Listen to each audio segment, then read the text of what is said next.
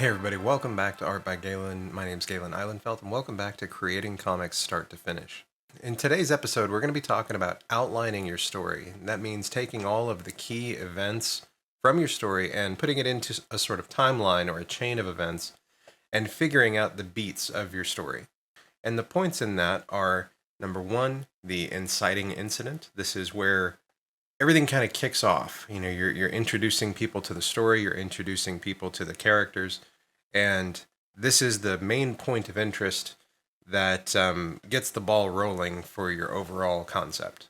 Number two would be the complication. That is something that is introduced into the story that makes it a little bit more difficult for the main character or characters. Number three is a crisis, which takes it another level further beyond even the original complication. Now, the crisis can be related to the complication, or it can be something completely different that just makes it even that much more difficult to solve that original complication to the story. Number four is the climax of the story. This is generally where everything comes to a head, everything that you've been building to with the complication and the crisis of the story has led to this point.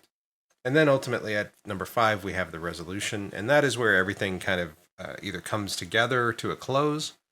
And if it's an ongoing series, it may come to a close while still leaving things open for the next issue or the next installment.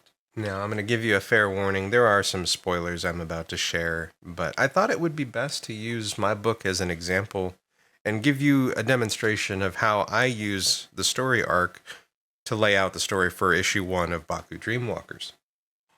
So here is what I had written down. And this is actually taken from my real plans for writing the issues. Starting with the inciting incident, I wrote that Penelope has an accident that causes the first dream walk. And so what I'm trying to outline here is that in the beginning of the story, everything was more or less normal in Penelope's life. Apart from, the normal trials and tribulations of a life that, humans have. But while leaving a party one night, she's skating home, has an accident that knocks her unconscious, and this leads into the very first time she's going into someone else's dream. And at this point, Penelope doesn't even realize that she's in someone else's dream. It's just she was knocked unconscious, and this is something weird that happens. And she gets home, meets up with her roommate. So after thinking nothing of the original dream walk, we get into number 2, the complication. After observing her roommate's dream of her parents, Penelope talks to Alessa about it, but Alessa thinks she's screwing with her to be mean. And so here we have Penelope goes to sleep, has this crazy dream about a family that gets involved in a car crash. See the car impact, wakes up, and she talks to Alessa about it. Alessa's crying and is looking at an old picture of herself and her family. And Penelope sees that and recognizes the people from the dream. And she tries to explain to her, okay, I think we had the same dream, but, of course, Alessa, not really believing that, as I don't really think anybody would, gets defensive and gets upset about it because she's already emotional. And so then Penelope ends up leaving, and that causes a rift. And so that is our complication to the story. We've introduced the idea of dream walking with the inciting incident. Building on the inciting incident with another dream walk, we have complicated the story by adding conflict between the main character and her roommate. So number 3, crisis. Seeking peace with her boyfriend Luke, Penelope is disappointed. Rather than comforting and supportive, he's distant and unavailable for her, seemingly because of being obsessed with his job. And so Penelope leaves. She goes to class. After class, she gets on a train, goes to the next town, and is looking for a hidden key at her boyfriend's apartment, goes inside and waits for him. And rather than being excited or happy about it, he seems a little bit turned away and a little bit upset and not really overall supportive. And so he gets home, he's having a shower, and she's trying to talk with him. And he's like, look, I've actually got to go. I have to go because of a work meeting. It's a late night thing. It's a busy time. I've just got to go. I'm sorry. And so she's left at his apartment by herself and is just kind of bored. She has a cup of coffee, watches some TV, digs through the drawers, and tries to get on his computer, has a bath, and ultimately goes to bed. And so that is the beginning of the crisis for Penelope. Ultimately, what she's looking for is stability, and she's not able to find any of it with her roommate or with her boyfriend. Now, the climax of the story is Penelope realizes that she can dreamwalk, and so she tries to enter Luke's dream when he gets home later and discovers that she can enter them deliberately. She's even more let down by him when she realizes he's having kind of a romantic dream about Alessa. Without spoiling anything else, after she goes into his dream and realizes this, she wakes up and she's very upset. And so we end the first issue with her feeling angry with Luke because of his dream and feeling cut off from her roommate Alessa because she feels isolated from her. She was trying to be honest with her about this dream that she had, that she shared with her. And, understandably so, her roommate didn't believe her. And so, with that, we've gone through all 5 of these stages in the first issue. Something else to think about is that you may have many of these arcs weaving at once. You may have one incident kicking off one arc at one point, and somewhere in the middle of that plot line, you might introduce the inciting incident for 2 or 3 other things. And if you're like me and you have an ongoing series, issue 1 itself may be the inciting incident for the whole story. Not saying it's going to be 5 issues to tie it all together, but you get what I'm saying. You have an overall story arc for all of the issues, but each issue themselves should have an arc as well. The whole point of coming up with these plot, arcs and these key points in the story, you need to figure out what's important to the story that you're writing. And then once you have the 5 plot points that you need to connect, you can begin writing by figuring out what needs to happen in between those stages in order to progress the story. One way of looking at it with writing your story arc is you need to think of it like a heartbeat. A heartbeat, when you look at it on a monitor, has, spikes and dips and movement. You need those up and down movements in the story to keep the story going and to keep the reader interested. If you stay and plateau at one height or another for too long, you risk either wearing out the reader or making them bored.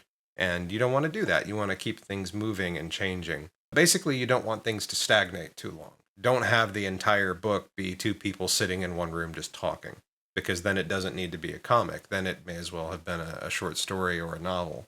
Now, it's also possible that you may not have all of these points yet. You may only have the inciting incident, or you may only have the climax, or you may only have like one part of this puzzle figured out so far. And that's okay. If that's all you've got, you can start writing that. You don't have to wait until you have all of it to start. A lot of times sitting down and trying to expand an idea can fuel inspiration for figuring out the rest of it. If you're having trouble thinking of a story, write about what happens on an average day to your character. If you don't have any of these points to start off with, take your character or take your setting and just start it somewhere. Pick a day or an event that they have to do regularly and just start writing about it. And then throw a monkey wrench into it, mess it up and see what happens. Throw in something crazy that is, tied to the story that you're hoping to write and see what happens. You might like it, you might not, and that's okay. But the thing is you can edit a bad story, you can edit a bad outline, you can edit a bad script, but you cannot edit a blank page. So don't be afraid to just dive in, because that's how we learn, that's how we grow, that's how we get better, by doing, not by waiting and overthinking. And I'm very, very guilty of this. I overthink everything that I do. And I'm trying to share advice with you that I also try to share with myself on a regular basis. And that is, don't be afraid to do it. Just do it. Just get a piece of paper or a file and start writing. It doesn't matter if you have to start, writing the middle of the arc or the end of the arc or whichever portion you start at, because you can write all these sections in whatever order you want and then move them around later. A few other tips that I have for you when you're writing your outline for your story. First off, don't get married to your ideas, because inevitably it's going to happen at some point where an idea that you really liked just doesn't mesh with the rest of the story very well, and it probably will need to be cut. And it won't happen just once, it'll happen many times. And it's okay, it's normal. You can always save those ideas and try to incorporate them into something later, or into an entirely new story later on. So just because the idea doesn't fit into what you're working on doesn't mean that the idea itself is bad. So don't get rid of them. Now, this tip is really for people who are just starting off, like if it's your very first comic. Grand in scale can be extremely difficult to manage. You can tell a great story from a very small and simple setting. Don't let this discourage you from wanting to try big stories, but you've got to be able to rein yourself in if you find yourself like wanting to reinvent the Marvel universe. You've got to keep in mind that the things that exist from these other companies, especially bigger companies that have these stories that have been going for decades, they've been building this for years and years and years with many, many teams of people over the years. And it's not something that you should expect of yourself. Start off with one thing, with one character, with one story, build from that. And as you go, introduce new things. Build from it organically rather than trying to crowbar everything in all at once. Because it can be very exciting once you get the ball rolling and inspiration starts striking and you have all these ideas and you want to use all of them. And it's very important that we try to rein ourselves in with that. The next tip is to study other stories, like study other comics, study TV shows and movies. See if you can watch a movie or a show, and if you can pick out, the plot arc points. See if you can figure out, okay, this is the inciting incident, this is the crisis, this was the climax, obviously. The climax is generally probably the easiest part to figure out. Kind of think about the beats, think about the timing in between those beats, like what percentage of the story is between the inciting incident and the complication. How much of the story did they use to focus on the climax? And I don't really feel like there's a set amount of time that needs to be focused on any of these things. I think it needs to be kind of organic to the story that you're trying to tell. But I think the important thing is that you pay attention to it and you keep it moving. Thinking about ourselves as a consumer of stories can give us a lot more insight into how we produce our own stories. Now, this last piece of advice, it's not imperative because there are certainly people who can write using the straight ahead method where they just start from the beginning. They don't really know what the ending is going to be and they just write until they get there. I don't like that method for a couple of reasons. One, I like knowing where I'm going with the story. In my mind, like I wouldn't start building a road if I didn't know where that road is supposed to lead to. More important than that, you don't want to get to the end and then not know where to go or not know how to wrap up the story. Because at that point, you risk, basically kind of abandoning your readers by having to, come up with something on the spot, or you might have found yourself painted into a corner where you don't really know how to end a story. And it could end up not really doing it justice. I think that knowing the ending while you're writing the rest of the story is kind of required for a complex story. And because you know where you're going, you can evaluate the information that you have. You can mislead the reader. You can give them clues and bits of the story that might give them ideas about where the story is going. And then all of a sudden you redirect because you know where it's going and you know that this wasn't necessarily part of it. It was just something else that happened. It was a complication rather than a focus. That, in my opinion, allows you to have a lot of fun with the story.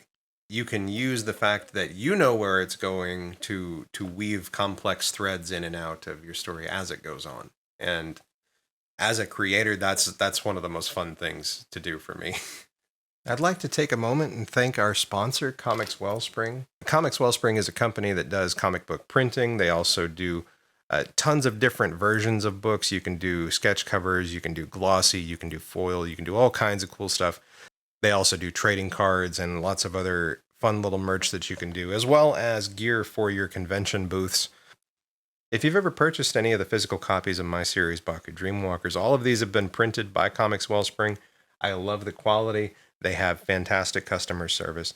And the best thing is, you only have to order 25 copies of a book in order to get it printed. That makes the barrier to entry very easy, especially compared to a lot of the other printers out there. And the quality is super, super high. I also want to take a moment and pitch another product that I had made through Comics Wellspring. That is the Creating Comics Start to Finish workbook. You can get this at cwsbookstore.com. And what this is it's a book to go along with this series that has some tips for you to get started.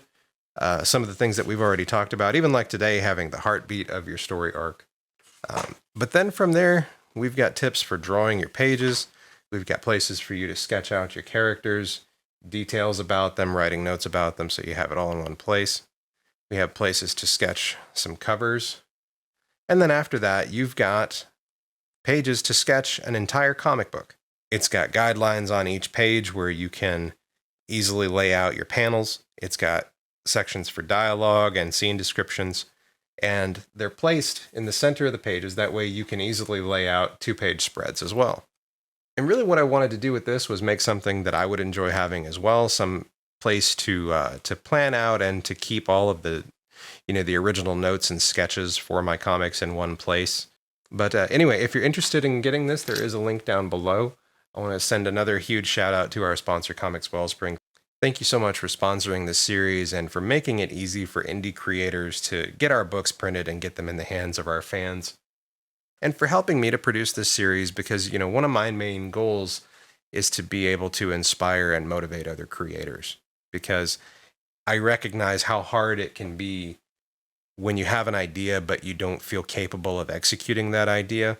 And as someone who has gone through the act of, writing and drawing and coloring and printing and putting out, 3 whole issues of a book by myself, I feel like I am able to answer a lot of those questions and disprove a lot of the doubt and other things that hold us back from creating the things that we really want to create. So again, link down below if you want to get a copy of this for yourself. Thank you so much for watching. I hope you have a fantastic day. And until next time, keep creating and take care.